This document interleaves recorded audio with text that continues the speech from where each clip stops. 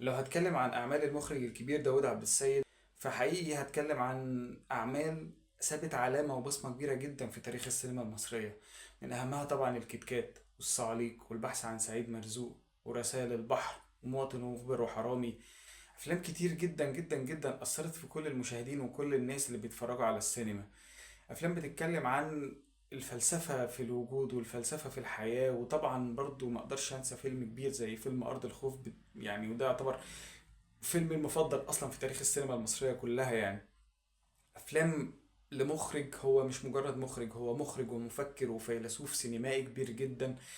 ساب بجد بصمه وتاريخ سينمائي عظيم.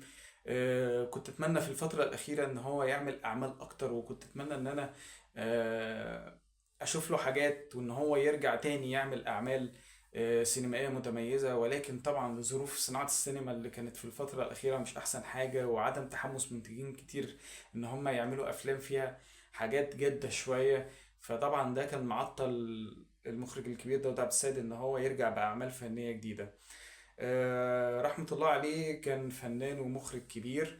أتمنى كل الناس اللي شافت أفلامه ترجع تتفرج على أفلامه تانية. كل ما هتتفرج على الفيلم كل ما هتكتشف حاجة جديدة إنسانية جواك ليها علاقة بالحب وبالعلاقات وبالإنسانية وبالعالم وبالكون، وأسئلة كتير جدا جدا جدا بتدور جوانا كبشر يعني. ف الله يرحمه، كان فنان كبير وكان فنان عظيم، ندعي له طبعا بالرحمة. وكل اللي ما شافش اعماله برشح لكم طبعا ان انتوا تتفرجوا على اهم اعمال المخرج الكبير داود عبد السيد، من ارض الخوف لرسائل البحر لارض الاحلام للبحث عن سعيد مرزوق للصعاليق لمواطن ومخبر وحرامي، لاعمال كتير جدا.